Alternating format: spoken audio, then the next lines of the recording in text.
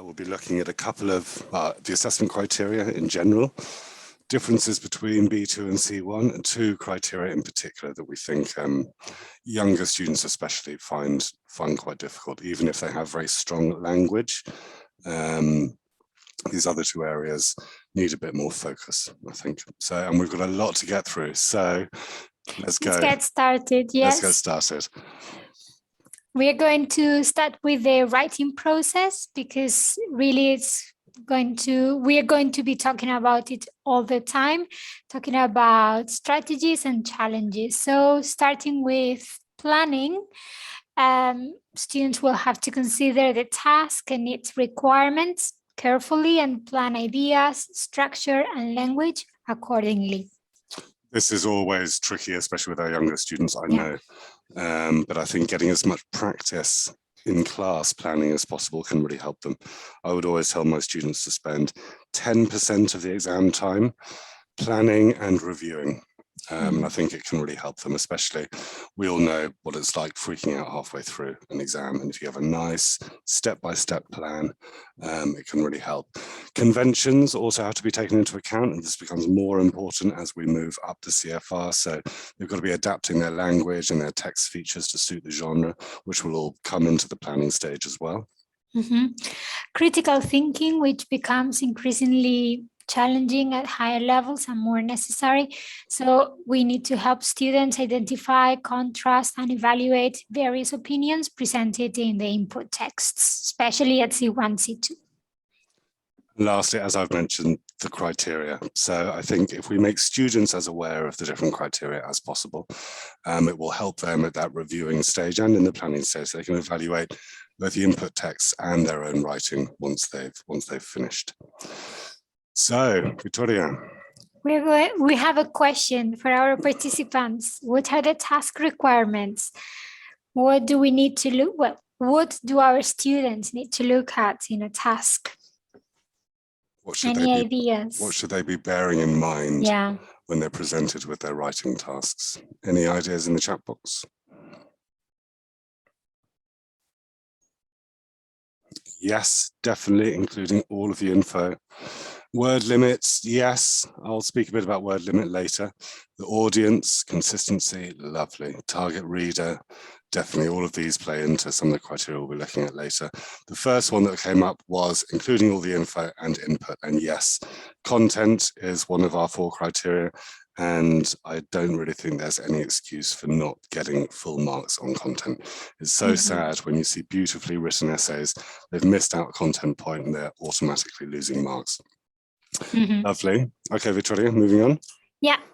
So here we have an example of a task for the B2First essay, the part 1, and we've identified some of the key aspects that you have already mentioned. So some of the content points, there are 3 content points. 2 of them are already given, and then students need to come up with their own ideas. And then the word count, which is more for guidance than anything else. Exactly. There are lots of myths that go around about word counts, that if they write fewer than 140, they'll lose marks, or if they go over 190, we'll stop marking. They are all myths. Our examiners have to take into account everything that is written, but it's a pretty broad, what am I going to say, Victoria? Range? Thank you, that's it, pretty broad range here at B2. And these are based on, our experience having had millions of candidates writing these tasks in the allotted time. So they should have practice and they should have a feel of, what 150, 160 words feels like, but the last thing we want is students counting words in the exam. It's a complete waste of time. We'll be focusing on other areas. Okay, so now we're going to move on to a C1Advanced task, and here we can see the progression from B2 to C1. B2, everything was very structured, and here we see that a lot of support in the task, but at C1 we see that students have quite a lot to take in. So here we've divided it into 4 boxes, just for practice, so students have a better idea about the different aspects that they need to take into account. It's a really nice exercise to do in class, to give them the 1, 2, and 3, put them into different groups, get them discussing those, then mix up those groups. I think a lot of sort of explicit planning practice in class can be very useful. And as Victoria said, there's a lot more for the students to take in and then to synthesize in the essay that they're looking at. So plenty of practice here, I think, is useful and necessary. Okay, and now we're moving on to the assessment criteria. I'm sure this will be in the chat box very soon, George. Yes. I'm sure our participants know. What are our assessment criteria? I've mentioned one of them already. Let's see. Excellent, Joanne. Yes, content. Yes, we mentioned that. Organization, language, and the last one, the trickier one. Accuracy isn't one of our specific. It feeds into language, obviously. Task achievement is kind of more related to content. Vocabulary feeds into language. Yep, grammar, vocabulary, punctuations. Anybody going to get that last one? You were half there, Tiziana. Achievement is half of it. Yeah. But, it's not discourse management, that's speaking. It is communicative achievement, which, nearly, Joanne, nearly, well done. Which is one of the trickier criteria, I think, and we're going to look at organization and communicative achievement at this step from B2 to C1. So I think the next slide. Oh no! Oops, sorry, I've jumped ahead of myself. Talk us through the model. Yeah, we're going to talk about the model of writing, because this is what we base our criteria on. So we start with the message. That's the piece of writing that candidates produce at the end, and to get there, first they need to come up with ideas which are specific for this task. So this is the content. So coming up with their ideas, the linguistic aspects, obviously, the means by which they will be communicating those ideas. And then the last one, Victoria. Social linguistics. So keeping an eye on the target reader, taking it into account, what the reason, the purpose for writing, and the type of text that they need to write. The kind of register, the kind of language that they will be using. And obviously these all interplay between one another. So if we break writing down into those areas, we feel that our criteria that we use for all of our levels reflects these areas. So content, as we mentioned, and again, it's such a shame that all students should be getting full marks on content. Communicative achievement, which we'll look at in more detail. It's divided up into 2 areas, I would say, organization and language. And this is the B2 criteria. So a band 3 is B2, okay? A band 5 is C1. So all of our speaking and writing criteria overlap like this, and it's forming a sort of ladder, because we know that, each CFR level is not an island. And as you can see, if they share features of 3 and 5, they'll get a 4, which would be a strong B2. Then up into a 5 is a C1. So, what do students struggle with, George? What do your B2 C1 students struggle with? Ideas in the chat box.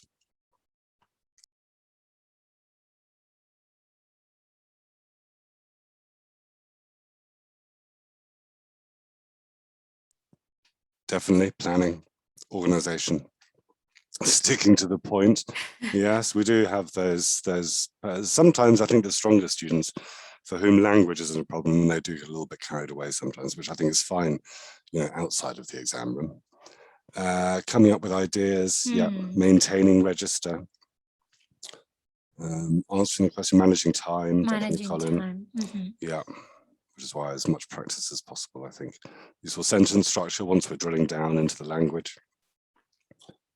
Okay, what did we come up with, Victoria?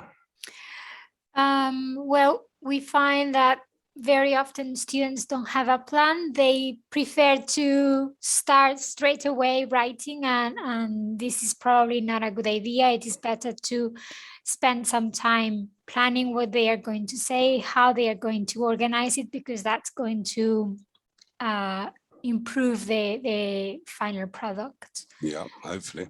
No paragraphs is often a problem. At the same time, too many paragraphs. We'll look at this in a bit more detail afterwards. I think definitely at B2, it should be pretty straightforward. Clear ideas, clear paragraphing, and they'll be absolutely fine. C1 does become more complex. Not addressing the content points, as we've said. Please drill this into them. It's such a shame that they lose marks. That should be 25% of their mark dealt with the content. No topic sentences. We're going to be looking at this as an approach to helping students with B2 essays. C1, again, more developed, but we're going to be looking quickly at a nice way to help B2 students structure their essays. Not linking ideas successfully. Again, I mean, you can have a piece of writing which is introduction, 3 paragraphs, completely unlinked. You know, they might be okay at B2. They might be. They've got to bring it all together in the conclusion. But once we move up into C1 with organization and communicative achievement, we really want to see a sort of fluid linking of ideas across paragraphs, within paragraphs. Yeah, or we may find that they have kind of a linking word salad with too many, too many Every sentence words. starts, however, nevertheless. Again, obviously linking words are important, but especially at B2, be sure that your students know how to use them and that they don't overuse them. Because we do get quite a few essays where every other sentence starts with a linking word, and it really affects the communicative achievement, it affects their language. Got to be careful with them. So marking criteria, we're looking at this sort of B1, B2 is in the middle. Lower level writing, they obviously have much less freedom. It's here are your 3 points is what you want to do. More focus on language, I would say. But once we're getting up into B2, C1, greater focus on organization, register, and obviously increased freedom. So it's moving from this sort of knowledge telling to knowledge transforming. And louder, no, probably not over a 3, but as we said before, a 3 is B2. So you can have a pretty standard box ticking essay will be fine for B2. But I mean, if they get a 3, then yeah, they're just on track. Right, moving on. Organization, Victoria. Yeah, we're going to start looking at this. As you mentioned before, 1 is B1, 3 is B2, and 5 is C1 for the B2 assessment criteria. So at B1, we're going to see that the text is connected and coherent, that the candidates use basic linking words and a limited number of cohesive devices. B2, generally well organized, coherent, a variety of linking words and cohesive devices. Then up into C1, well organized, coherent, a variety of cohesive devices, organizational patterns, which we spoke about briefly earlier, to generally good effect. So what do we mean by cohesive devices beyond linking words, Victoria? We will be looking also for pronouns for, yes, can you hear me? Yeah, no, I can. Okay, so pronouns for reference, substitution as well, a bit of maybe repetition. Effective use of punctuation. Yeah. All of these come under that umbrella of cohesive devices, I would say. So, yes, go back 1 slide, Victoria. Oh, sorry. No, it's okay. Here? Take a screenshot of this if you can, or open your handbook, which I'm sure you all have next to you. Take a screenshot of this quickly. And we're going to look at a couple of B1 texts. We had a very interesting query about this. We're going to have a quick look at 2 B1 answers, and we'd like you to give these a grade, just say B1 or B2, for organization. Okay, so the task is an article. This was from the recent A2 B1 revision. An article, what makes you laugh? Write an article, blah, blah, blah. The best articles will be published next month. Okay, so candidate number 1.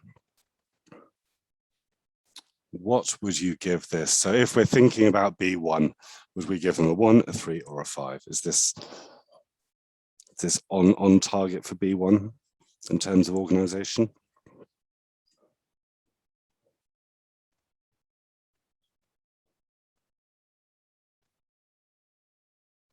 Any ideas in the chat box?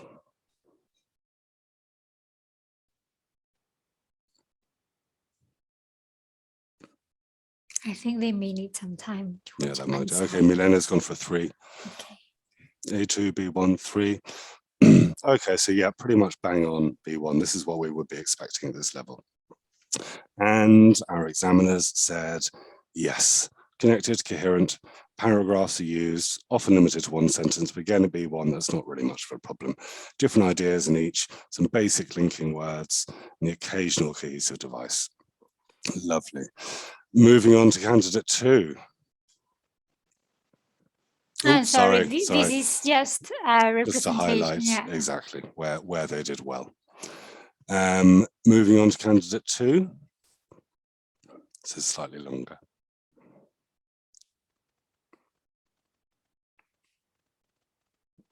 We like to use this example because when the handbooks came out for the revision a year or 2 ago, we got a phone call in the office, which was put through to me, and I had this furious teacher. Everyone's going for a 5, excellent. I had this furious teacher saying, how can this candidate have got a 5 for organization? Because there are no paragraphs. And so we looked into it into more detail. Colin's gone for a 4, other people have gone for 5s. Yes, this candidate did get a 5. And there's a pretty short text anyway. This is a really nice example of what we're really thinking about at the higher levels when we're thinking about organization. Yes, obviously paragraphs are useful. I don't think in this text they are really necessary. But the candidate used a variety of linking words, some cohesive devices, and is referencing internally across sentences very nicely. So this is a B2 in terms of organization. Should we have a look at highlighting those areas? Nicely constructed sentences, use of pronouns such as the storylines and they, referring backwards. So yeah, organizationally speaking, yeah, no paragraphs, but it's a very nicely written text. Excellent. We're doing okay for time, I think, Victoria. I think so, yeah. Yes. Take it away. Writing an essay. Okay, well, so now we're going to move up to B2First. And well, this is just an example of how we can integrate skills and base the writing task on a speaking task, speaking part 2. Why do people choose these forms of transport? And this could be the basis for the writing tasks. So here you can see students should write about traffic and safety and bring their own idea to answer the question, is it better for people who live in towns and cities to travel by bicycle rather than using their cars? So blank page, planning stage. Again, this is for your, perhaps your less confident B2 students, getting them used to essay writing. I would guide them towards 5 paragraphs. So obviously introduction, conclusion, try not to bring anything too new up in the conclusion. And we're talking, what, 2 or 3 sentences for each paragraph, I would say. Idea 1, traffic. Idea 2, safety. Idea 3, the candidate's own. So there's your general structure. And a really nice way to get them thinking about how to structure their paragraphs is by using topic sentences. So any ideas in the chat box of what we mean by a topic sentence?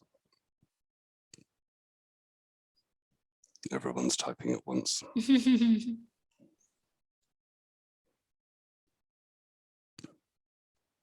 Okay, this is like a summary of the paragraph. Okay, yeah.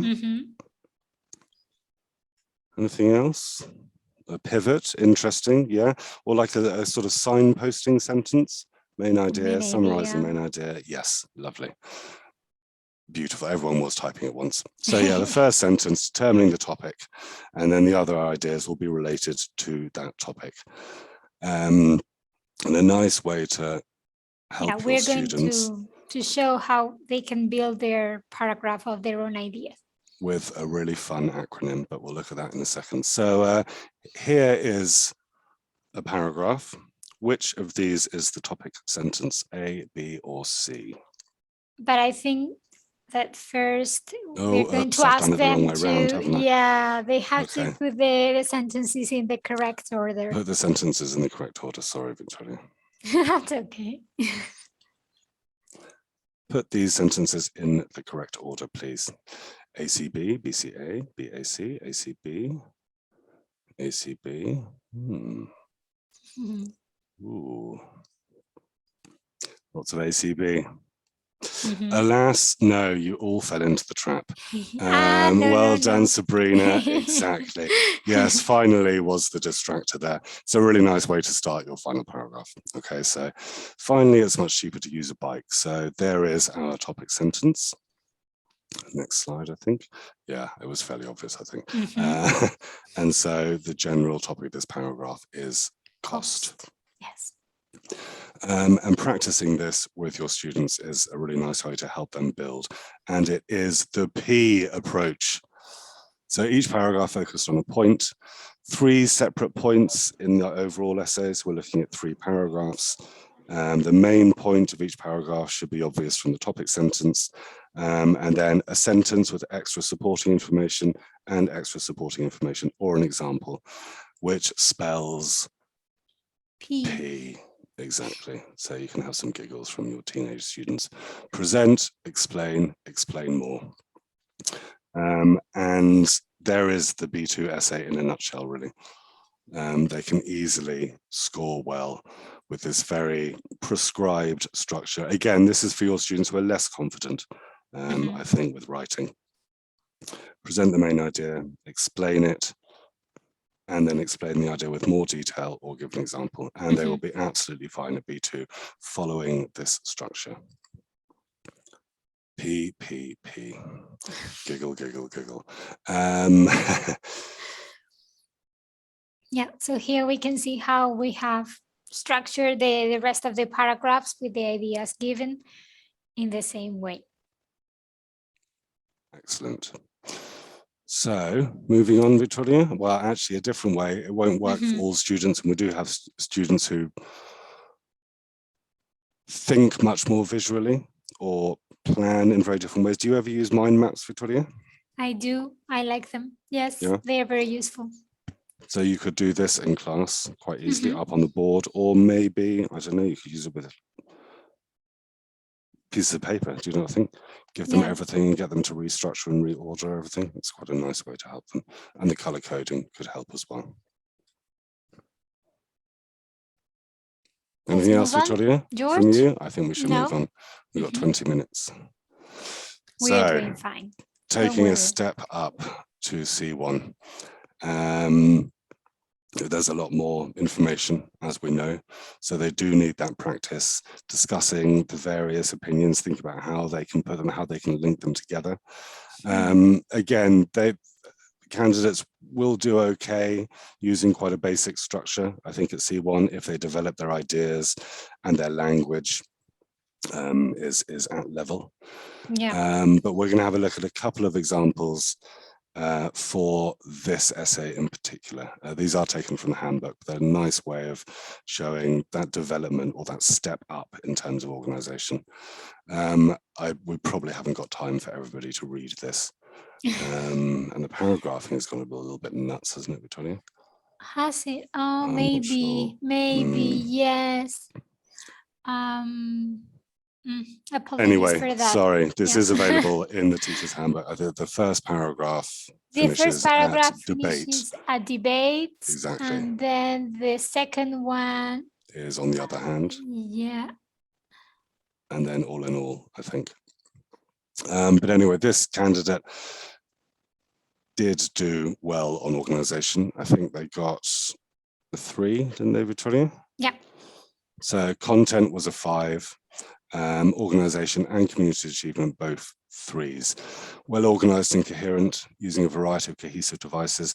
I really like this bit towards the end. In the first paragraph, it stated that many facilities could use money from local authorities, narrows down to cultural institutions, and then final sentences sets out the main idea, but which one should receive more investment. So it's this internal development within paragraphs that we're really looking at.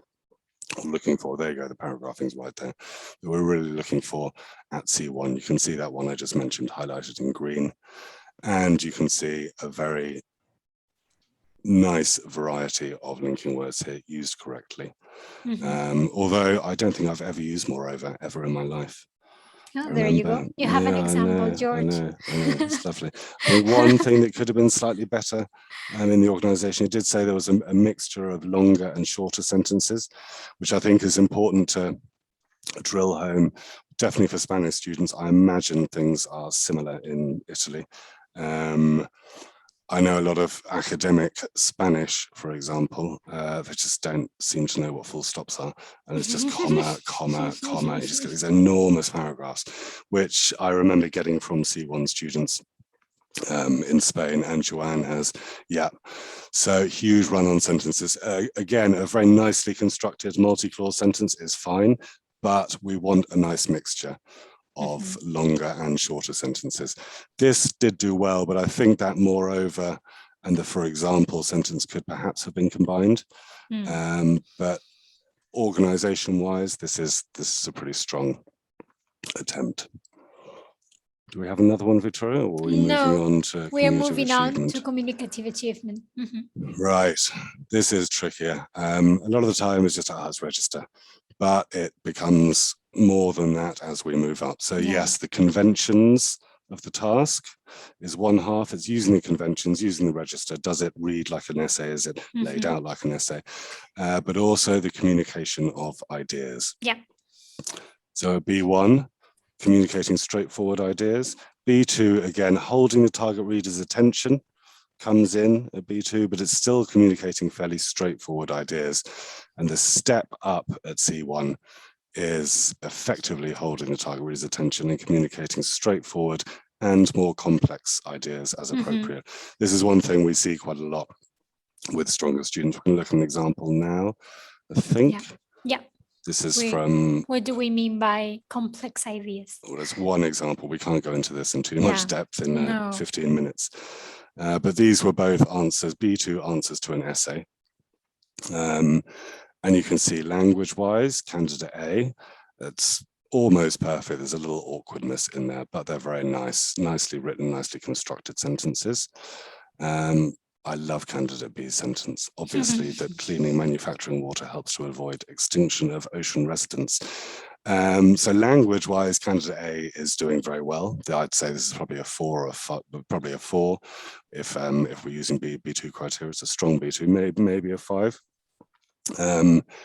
Candidate B hasn't done very well on the language front, but from an ideas point of view, candidate A is basically agreeing with the proposal in quite a flowery, showy-offy way from a linguistic point of view, whereas candidate B is trying to express quite a complex idea here.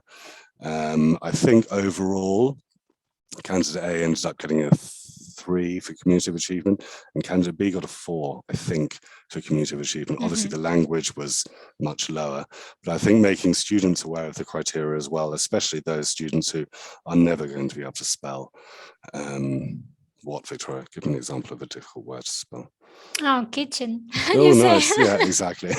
Can still do very well in their writing if their organization and their communicative achievement, etc., are strong. So we just use this as an example. I think it is a very useful example also for this mainly for the students, right? Because what do we mean by complex ideas? I think it is something difficult for them to understand. They try to make it very complicated in terms of the language, but and that's why they tend to miss out the candidates we're seeing sort of mid to late teens who breezed through B2First. they get to C1 and they tend to drop, or they tend to not do so well marks-wise on these two criteria, organization and communicative achievement. So moving on, Victoria. We are still talking about communicative achievement, but we are going to see that progression from B2 up to C2, looking at different aspects of the communicative achievement. So in this case, simple and complex ideas. So at B2, candidates can be expected to, well, they tend really to describe rather than comment or evaluate. Yeah, and what we were talking about before is in that gap between knowledge telling and knowledge transforming.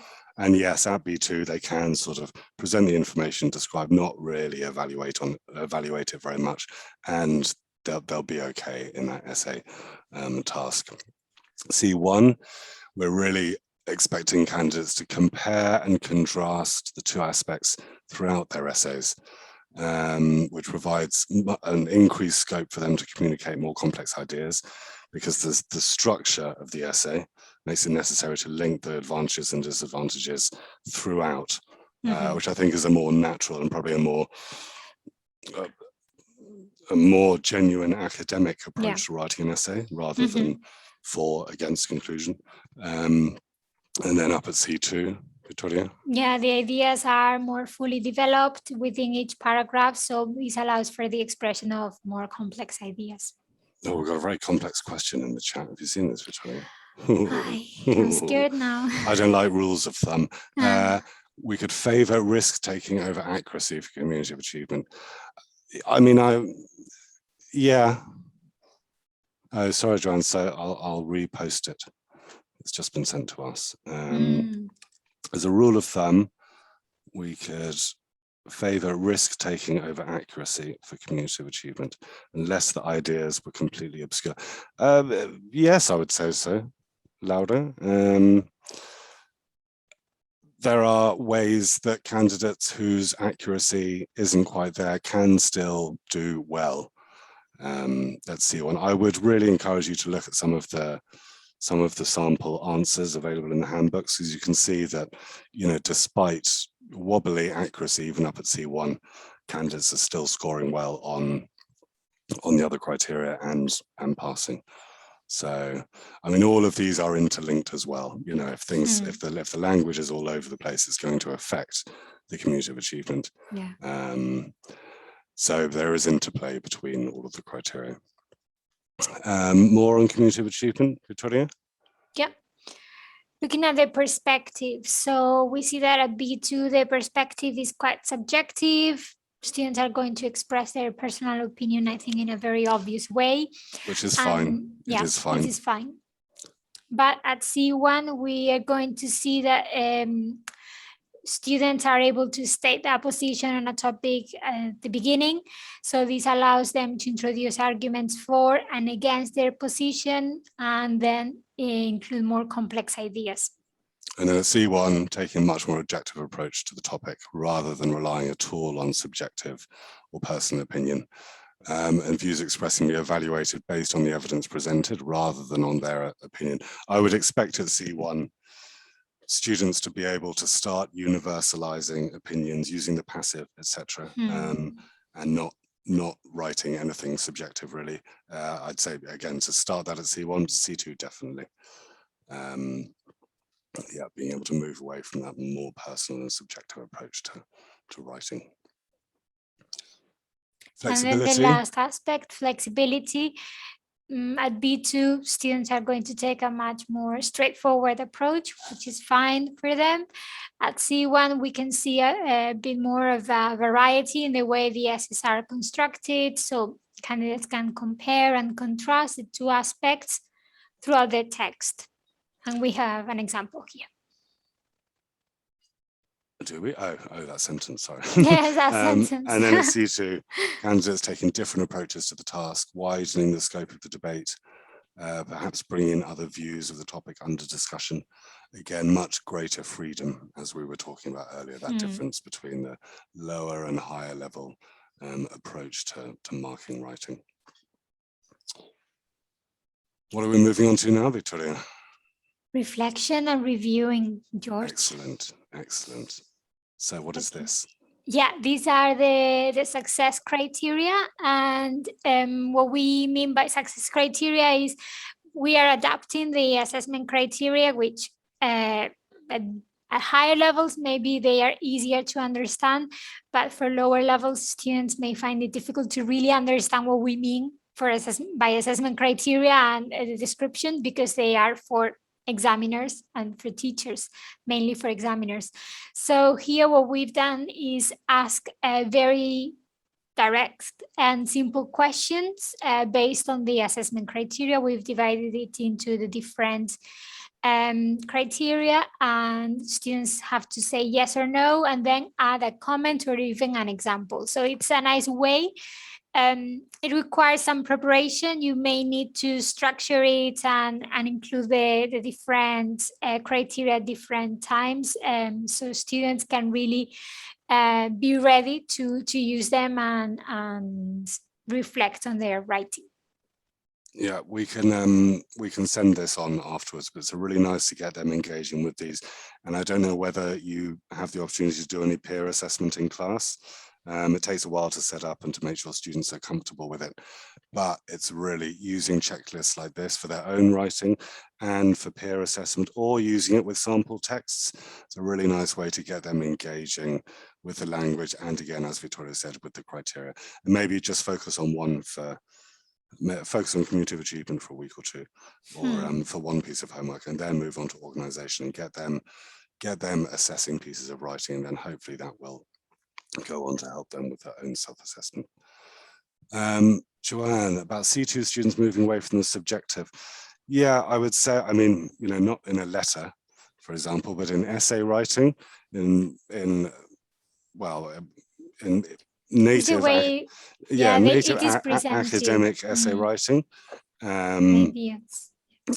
It's this ability to sort of universalize ideas or externalize ideas using the passive, presenting opinions as external to the student, I would say. Is that clear, Victoria? Yeah, that's what I think, that it's the way the ideas are presented, not in a very subjective way, but using passive, so it is a bit more objective. I wouldn't expect to see "I believe" in any C2 essay. I wouldn't really want to see it in a C1 essay either, really. Or in my opinion, I would move away from that as you move up the CFR level. Right, and for those of you who read our abstract, which was quite an ambitious abstract, we're just going to have a quick look at a great digital tool to help you. If you are already familiar, apologies, but if not, I think this is one of the best resources we have by a long way. Write and Improve. It's free. You can go along to the website. I'll encourage students to create an account, because then they have a record of every piece of writing that they do. And they have access to these different workbooks. So beginner, A levels, intermediate Bs, advanced Cs. And they can choose a task. What did we choose? I think we chose a key. Yeah, the key description, your home. A description of your home. And I think we had to write about how many rooms there are, the kitchen, and whether there's a garden or something like that. Yeah. So I wrote a great answer to this. I think I managed to get what? A1. Solid A1. Well done, George. They can write their answer. They can copy and paste it in from anywhere else. They can do it on their phones, on their tablets. They write their answer, click a button, and they get immediate feedback on their writing. So here you can see the feedback is divided into word, phrase, and sentence level feedback. If the AI isn't happy with a sentence, it will highlight it. And there are varying degrees of highlighting. If you look at the exclamation marks, they are spelling issues. The question marks are more interesting, I think. Is this a correct word? Doesn't look right to us. So you're directing the students towards where the problems are, but not just telling them what the answer is. So they can then revisit their piece of writing, take on board that feedback, make adjustments, make changes, resubmit it, and see how they improve or not. I managed to take it up to a B1. We were looking at that feedback screen earlier. There's also this changes screen, so they have a visual representation of the changes they've made between draft 1 and draft 2, and so they can see how they have been improving. And we haven't mentioned it at all today, have we? But I think definitely B2 and C1 onwards. I'd like to start with lower levels, but getting students used to drafting, revisiting pieces of writing. I think if you're giving writing for homework, you could get 3 or 4 pieces of homework out of the same piece of writing. So perhaps the first submission, you could give it back with a couple of comments, like, you know, some nice language, good vocab, maybe link your ideas better, give it back to them. Maybe the second submission, you could use a correction code.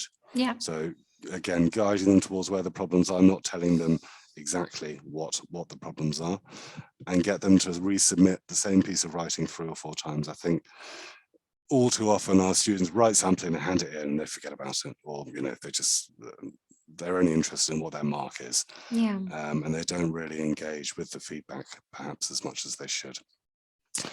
This is just to show you that it does go all the way up to C2, Write and Improve. When it first came out 5 or 6 years ago, it was good at sort of A2 to B2, not greater at the high levels, but now it does give feedback, or it can report all the way up to C2. And Write and Improve was based on millions of exam scripts from non-native English speakers, which is why it's different to a spell checker or Grammarly. Write and Improve, it has learned, or it only understands language that has been marked by examiners. It knows what level that language is. It knows what's typical of a B1 student, a B2 student, which is why I think it's different to anything else. It is now very reliable on the vocab and grammar, the language side of things. I still think it has a long way to go on organization, communicative achievement. And I just think if you get your students to use this, it takes a bit of a burden off you as teachers. You can put away your red or your yellow or your green or your orange pens, and let Write and Improve and your students deal with the language side of things, and it gives you more time to focus on giving them effective feedback on their organization, their communicative achievement. Yeah, definitely. And I think, how did we finish early, Victoria? We have 2 minutes. We have 2 minutes for questions, George. A minute and a half. Yep. So we've got 2 minutes for questions. Sorry if it was a little rushed. We thought we had way too much stuff to fit into 45 minutes. But I hope it was useful. And yeah, any questions? I mean, teens doing C2. Yeah, I remember I was given a 13-year-old girl who was, I want to do proficiency, or her parents said, go do proficiency. And it's very complex. I think the kind of language, and what we were looking at today, the kind of the internal cohesion and development of paragraphs and ideas, that's not really expected of, I mean, maybe later teens, but I think their sort of intellectual maturity perhaps might be problematic, where at least when it comes to writing at C2, I think. Well, John says that she has them tracking news. So maybe Read and Improve. George, I don't know if you have the link at hand. Read and Improve, I'll just find it. And yes, you as a teacher can create workbooks and send the links to your students. Yeah. Yes, I will find Read and Improve. Laura, I don't think there is going to be an Advanced for Schools exam, at least not in the nearby future. I think part of that as well, similar to what I was saying about C2, I think the kind of language that we're using, at least for the reading and the listening, etc., at Advanced isn't really very played with at all. I mean, it's all taken from genuine sources, and obviously it's been edited a bit, but I don't really think, I think it would affect the validity of the material if we sort of took language which has a lot of C1 level language in it and tried to schoolify it. I think it would affect the validity of the tasks and of the material. Lovely. I'm just going to find that link for Read and Improve, and I'll pop it in the chat. Yeah, Read and Improve scans through the internet and gives you a selection of authentic texts from the media, and you get a indication of the level as well. So it has tools search, to help with vocabulary, and you can also write a summary. And yeah, one of the best bits is there's a summary box at the end of each article where students can write a summary, which I think is a great way to improve their writing and their reading, especially at higher levels. And it gives them a mark on their language using the same terminology as Write and Improve, and then one on relevance as well. Yeah. So have a play with that.